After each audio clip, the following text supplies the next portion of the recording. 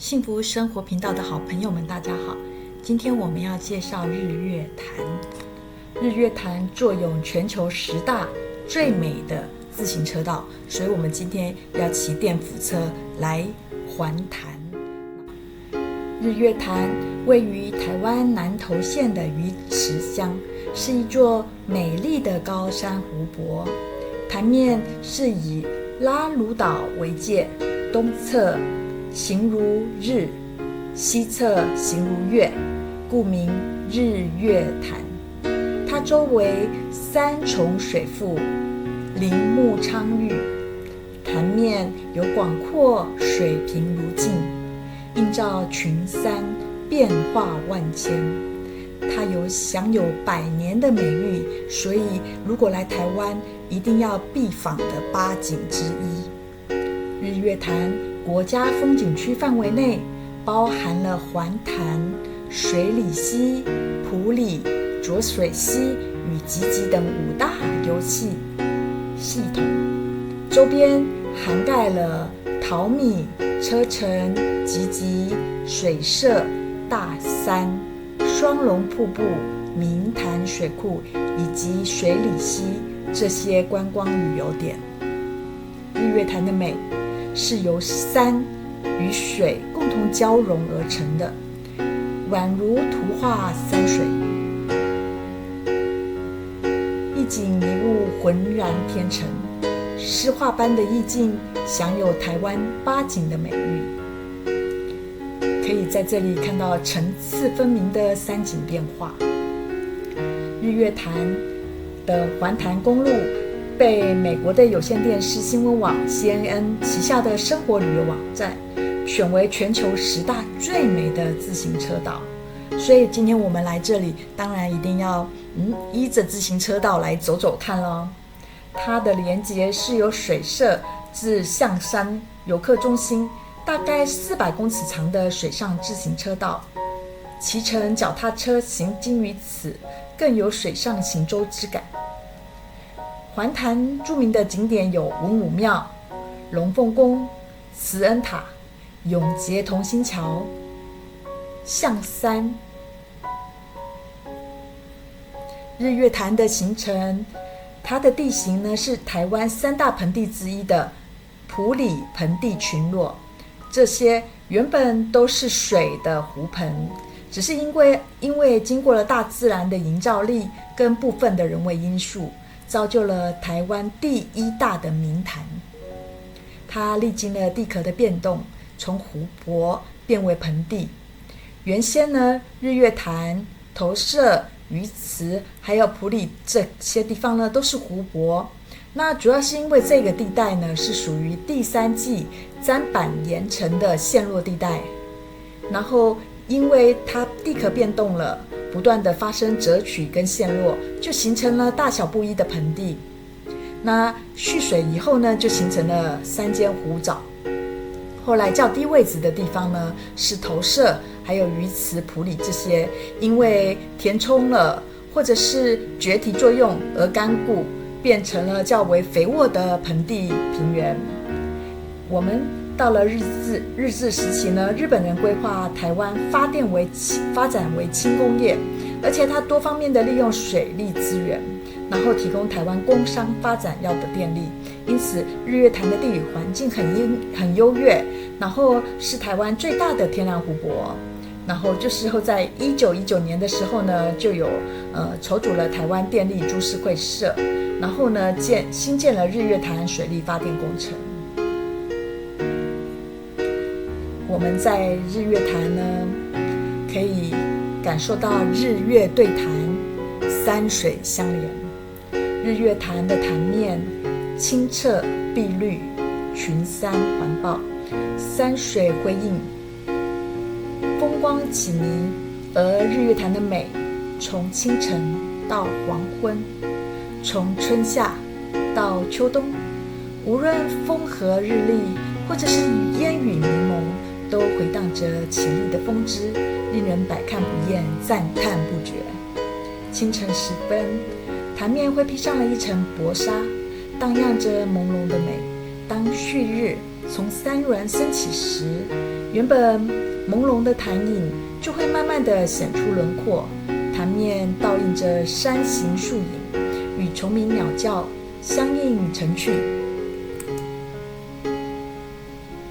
黄昏时刻，湖水被夕阳染成了闪耀的金光，仿佛琉璃仙境。当夜幕低垂，灯光倒影随着潭面水波晃动摇曳，沁凉晚风拂来，宛如精灵洒下了浪漫的香氛，让人迷醉。这整个资料呢，是来自于交通部观光署日月潭国家风景管理处的资料。我看到这一个网页的时候呢，然后我就仔细的去看他对于日月潭的形容。我发现他把日月潭形容的好美，而且呢，他的那种用词呢是完全的能够去把日月潭的美形容出来，所以我就把整篇呢很仔细的念给大家。我也希望说，透过这一次的拍摄，能让大家一起来感受日月潭的美。那我几乎在这里呢用了各种方式去导览日月潭，我有用步行的方式，然后也有用车游的方式，还有竞拍湖面的方式。那这一次呢，我是用骑脚踏车的方式。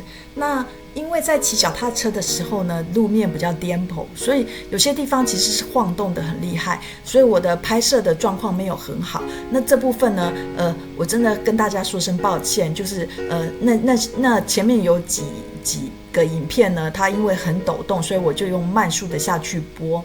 但我希望就是说依旧能够展现出说您看到那个景色的美，真的日月潭很美，树美景美，然后整个风景也很美。在这个地方我完全的感受到放松与舒适。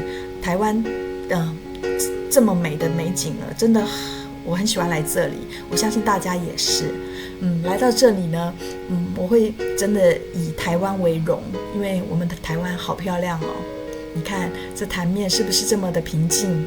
这是我一大早起床拍摄到的景，然后呢，就是山水真的可以对话，日月也可以对话。那这边的呢速度就比较快一点，因为呢我是在下坡的路段，所以呢那个骑电扶车的时候，我就一直刹车，所以大家有看到有抖动的状况。湖景是不是很漂亮、很平静？而且我有拍到那个树木呢被微风吹着，然后在摇曳的感觉。我接下来陆续的为大家介绍环潭的景点。九龙口，日月潭有诸多与龙相关的地名，比如是轮龙岭、青龙山以及二龙山等。然后从台21线进入日月潭之处就是九龙口。再来第二个是伊达邵，伊达邵的旧名叫做德化社，然后邵族主要居住在这里，是日月潭边人口聚集最多的村落。再来是文武庙，文武庙建于1932年，在日月潭的北面山腰上，主要是祭祀了关帝，以及供奉了孔子、岳飞而得名。庙宇以金黄色为主，巍峨耸立，它形势陡峻。拉鲁岛位于日月潭中，以拉鲁岛为界，日月潭分为日潭和月潭。目前全面禁止登岛，所以只能够游船的时候经过。玄奘寺建于1965年，是从日本迎回的玄奘大师顶骨舍利所建的。它是个清静优雅，可以眺望日月潭以及拉鲁岛最佳的位置之一。慈恩塔建于海拔954公尺的山上，塔顶正好是海拔1000公尺，所以可以由此观赏日月潭的全景。玄光寺建于1955年，是暂时奉处于日本迎回的玄奘大师的灵骨舍利之处，因为1965年移转至玄奘寺。然后在玄光寺这里呢，是离潭边甚近，是景色很优美，可以赏赏日月潭之地。水社码头这个客轮呢是停驻于这里，然后可以提供旅客们搭船到咸光市码头、伊达邵码头的游湖，有许多旅客在这个码头上下客轮。另外，这个地点的视野很好，放眼望去呢，可以看到一片辽阔的湖面，还可以搭配远方层层的山峦。天气好的时候，能够看到远方的伊达邵。清晨时，湖面会有一层薄雾，好像进入了仙境。朝雾码头，每年日月潭的万人泳渡起点就是在这里了。除了是在泳渡活动的时候，日月潭的水域是禁止游泳的。象山行政暨游客中心，象山行政暨游客中心位处省道台21线水社隧道附近，建筑物本身就颇具特色了。游客中心它展览包含了悠游水沙连产业馆、日升月恒的艺廊、弹琴日月、自然人文馆，还有多媒体影音播放室。梅河园，梅河园位于涵碧步道入口。耶稣堂，耶稣堂是白色罗马列柱式的建筑风格，庄重典雅。猫缆山茶叶改良场，它位于日月潭的北侧，海拔1020公尺，是俯瞰日月潭全景的理想地点。山区种植了茶树。再来是猫缆山步道，这个自然步道位于水社村明潭国中旁边，是一条4.7公里长的步道。可以在这里呢，这里有很多的满山的台湾杉木林，登上山顶可以鸟瞰日月潭，环望水社大山、集集大山，有以观赏日月潭日出是最佳的地点。内湖山步道，内湖山步道位于中明村旧台21线公路旁，它的长度是560公尺。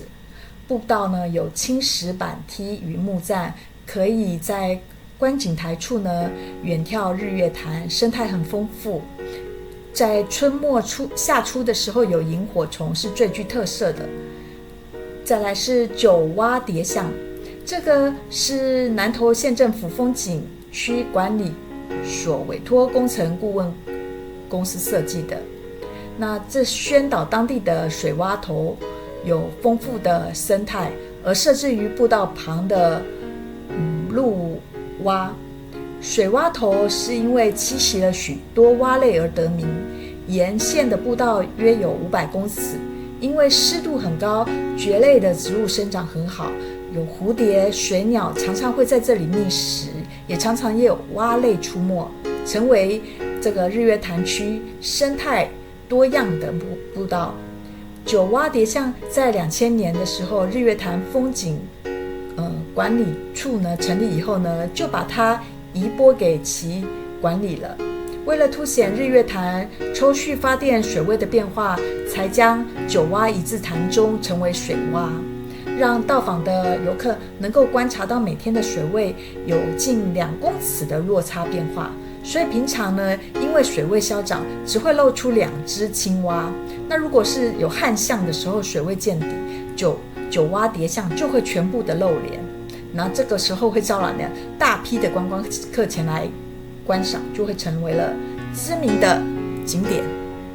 以上环潭的景点是取自于日月潭的维基百科，大家如果有兴趣也可以上网做详细资料的查询。感谢大家的订阅以及观赏，谢谢大家支持幸福生活频道，祝福大家天天幸福。